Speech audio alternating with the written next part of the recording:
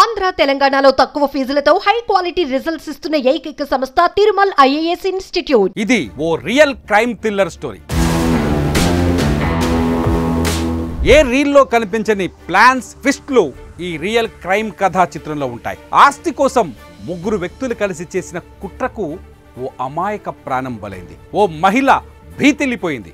ఆంధ్రప్రదేశ్లో సంచలనం సృష్టించిన పార్సిల్ డెడ్ బాడీ మిస్టరీ వీడింది. దొరకమనుకున్న వారు దొరికి కటకటాల పాలయ్యారు. అసలు ఈ డెడ్ బాడీ సూత్రధారులు, పాత్రధారులు ఎవరు? వారు వేసిన ప్లాన్ ఏంటి? పార్సిల్లో డెడ్ బాడీ ఎవరిది? వీడిన పార్సిల్ డెడ్ బాడీ మిస్టరీ. అనుమానాలే నిజాలు. అసలు నిందితుడు శ్రీధర వర్మనే. శ్రీధర వర్మకు భార్య, ప్రియురాలు సాయం. వదిన ఆస్తి కొట్టేయడానికే ప్లాన్. అన్యాయంగా పర్లయ్య దారుణ హత్య. డిసెంబర్ 19 పశ్చిమ గోదావరి జిల్లాతో పాటు తెలుగు రాష్ట్రాలు ఉలిక్కిపడిన రోజు. చరిత్రలో ఇంతవరకు చూడని ఓ సంఘటన ఆ రోజు ప్రజల కళ్ళ ముందు కనిపించింది. అదే పార్సిల్లో డెడ్ బాడీ. ఉండి మండలం ఎండగండి గ్రామానికి చెందిన తులసి అనే మహిళకు ఓ చెక్క పెట్టెలో మృతదేహంతో పాటు ఓ లేఖ వచ్చింది. ఆ లేఖలో తాను గతంలో ఇచ్చిన 3 లక్షల రూపాయల బాకీని వడ్డీతో సహా 1,30,00,000 రూపాయలు చెల్లించాలని రాసింది. ఈ వ్యవహారం సంచలనంగా మారింది. పార్సిల్లో డెడ్ బాడీ సినిమాల్లో మాత్రమే కనిపించే సీన్. అలాంటిది పచ్చగా ప్రశాంతంగా ఉండే గోదావరి జిల్లాలో కనిపించని ఈ సీన్తో ఒక్కసారిగా గుండెల్లో గుబులు పుట్టించింది. ఆ రోజు నుంచి రోజుకో మలుపు తిరిగిన ఈ కేసును పోలీసులు ఛేదించారు. ఆస్తి గొడవలే ఈ ఘటనకు కారణమని తేల్చారు. ఇక్కడ దారుణమైన విషయం ఏంటంటే, డెడ్ బాడీతో వదినను భయపెట్టడానికి పార్సిల్ కోసం ఓ అమాయకుడు బలి కావాల్సి వచ్చింది.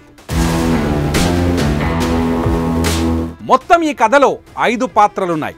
వారిలో శ్రీధర్ వర్మ, రేవతి, సుష్మా అలియాస్ విజయలక్ష్మి నిందితులు. ఈ ముగ్గురు కలిసి 4వ పాత్రధారి తులసి అనే మహిళ ఇంటికి పార్సిల్ పంపించారు. ఆ పార్సిల్లో డెడ్ బాడీ పర్లయ్యది. డెడ్ బాడీ పంపించడానికి కారణం పర్లయ్యనే హత్యకు ఎంపిక చేయడం. అందుకు నిందితులు వేసిన ప్లాన్స్. వీటి ముందు ఏ సినిమా స్టోరీ కూడా సరిపోదు.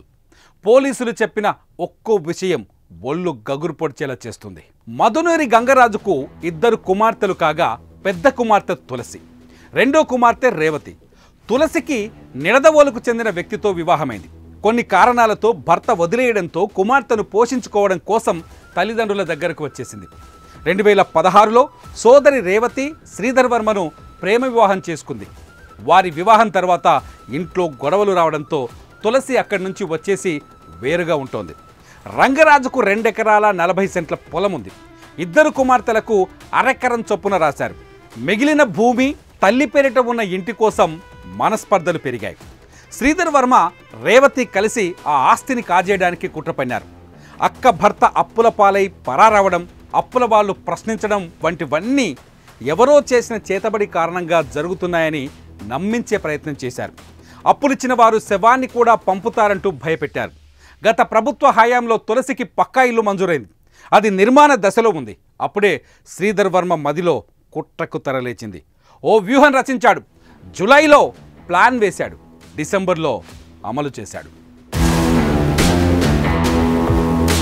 తులసి ఇంటి నిర్మాణానికి ఓ సేవా సమితి పంపినట్లుగా శ్రీధర్ వర్మ తన ప్రియురాలు సుష్మ సహాయంతో సెప్టెంబర్లో 2 సార్లు ఇంటి నిర్మాణ సామాగ్రి పంపించారు. అలాగే ఈ నెల 19న విద్యుత్ పరికరాలు పంపుతున్నట్లు మహిళ చరవానికి సమాచారం అందించారు. అదే రోజు సాయంత్రం మహిళ ఇంటికి ఓ చెక్కపెట్టెలో పార్సిల్ రాగా విధులు ముగించుకొని తండ్రి ఇంటికి వచ్చిన తులసి పెట్టె నుంచి దుర్వాసన వస్తుండటాన్ని గమనించి తెరిచి చూసింది. అందులో గుర్తు తెలియని మృతదేహం ఉండడంతో భయభ్రాంతులకు గురైంది. మృతదేహాన్ని పంపడమే గాక తక్షణం 1,50,00,000 రూపాయల సొమ్ము చెల్లించాలంటూ బెదిరిస్తూ లేఖ కూడా పంపారు. అప్పుడు అక్కడే ఉన్న శ్రీధర్ వర్మ ఈ డబ్బు మొత్తం చెల్లిద్దామని, లేకపోతే కేసులో ఇరుక్కుంటామని ఇంట్లో వారందరినీ భయపెట్టాడు. సొమ్ము తానే సర్దుబాటు చేయడంతో పాటు మృతదేహాన్ని సైతం ఎవరికీ తెలియకుండా మాయం చేస్తానన్నాడు. అందరూ భయపడిపోయి తన దారికి వస్తారని శ్రీధర్ వర్మ భావిస్తే తులసి పోలీసులను ఆశ్రయించడంతో కథ అడ్డు తిరిగింది.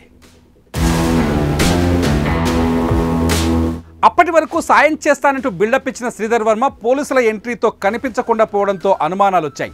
ఈ చిన్న క్లూ ఆధారంగా పోలీసులు కేసులో ముందుకెళ్లారు.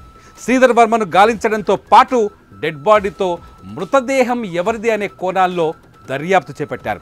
అలాగే వారి కుటుంబాల్లో గొడవలపై కూడా ఆరా తీశారు. చివరికి 2 రోజుల క్రితం శ్రీధర్ వర్మ ఆయన ప్రియురాలు దొరకడంతో మిస్టరీ వీడింది. అతడిని విచారించగా విస్తిపోయే నిజాలు వెలుగులోకి వచ్చాయి. శ్రీధర్ వర్మకు గతంలో నేర చరిత్ర ఉన్నట్టు తేలింది. అతడికి 2 భార్యలు కాగా విజయలక్ష్మి అనే ఆవిడ ప్రియురాలు కూడా. ఇక శ్రీధర్ వర్మ ప్లాన్ చూసి పోలీసులకే మైండ్ బ్లాక్ అయింది. వదినను భయపెట్టడానికి పార్సిల్లో డెడ్ బాడీ పంపించాలని నిర్ణయించుకున్న శ్రీధర్ వర్మ అందుకు హత్య చేయాలని పథకం రచించాడు. అందుకు పర్లయ్య అనే వ్యక్తిని ఎంచుకున్నాడు. కాళ్ళ మండలం గాంధీనగరానికి చెందిన పర్లయ్యకు వివాహం కాగా భార్యతో విడిపోయి ఒక్కడే ఉంటూ దొరికిన పని చేస్తూ పెట్టింది తింటూ చుట్టుపక్కల గ్రామాల్లో తిరుగుతుంటాడు. అతడిని హత్య చేస్తే ఎవరు పట్టించుకోరని భావించి కూలీ పనికని పిలిచి మద్యం తాగించి నిర్మానుష ప్రాంతానికి తీసుకువెళ్ళి తాడుతో గొంతు బిగించి హత్య చేశారు. అనంతరం 2 రోజుల మృతదేహాన్ని ఇంట్లోనే ఉంచుకొని పరిస్థితులు తమకు అనుకూలంగా మారిన తర్వాత పార్సిల్లో మార్చి ఎండగండికి పంపారు. ఈ ప్లాన్లో ఆయనకు ప్రియురాలు సుష్మా అలియాస్ విజయలక్ష్మి సాయం అందించింది. విజయవాడకు చెందిన విజయలక్ష్మికి గతంలో 2 పెళ్లిలు కాగా వారి నుంచి విడిపోయిన ఆమె శ్రీధర్ వర్మతో సహజీవనం చేస్తూ ఈ కుట్రలో అతనికి సహకరించింది. ఇద్దరూ కలిసి ఈ నెల 19న శవాన్ని పెట్టెలో పెట్టి ఆటో మాట్లాడి ఎండగండికి పంపారు. 1,30,00,000 రూపాయలు ఇవ్వాలంటూ సుష్మతో బెదిరింపు లేఖ రాయించి అందులో పెట్టారు.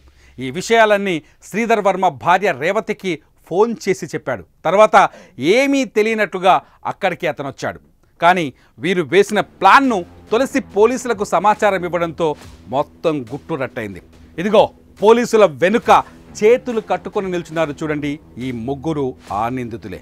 ఈ రోజు నుంచి వారికి చిప్పకూడే గతి. వారు తప్పు చేశారు కాబట్టి శిక్ష అనుభవిస్తున్నారు. కానీ ఏ తప్పు చేయని పర్లయ్య హత్య అందరినీ ఇప్పుడు బాధ పెడుతోంది. అన్యాయంగా ఓ ప్రాణాన్ని తీయడం ఎంతవరకు కరెక్ట్? ఆస్తి కోసం ఇంతటి నీచానికి దిగజారిన శ్రీధర్ వర్మను ఆయన భార్య ప్రియురాలికి ఎలాంటి శిక్ష వేయాలి? మీరే కామెంట్ చేయండి.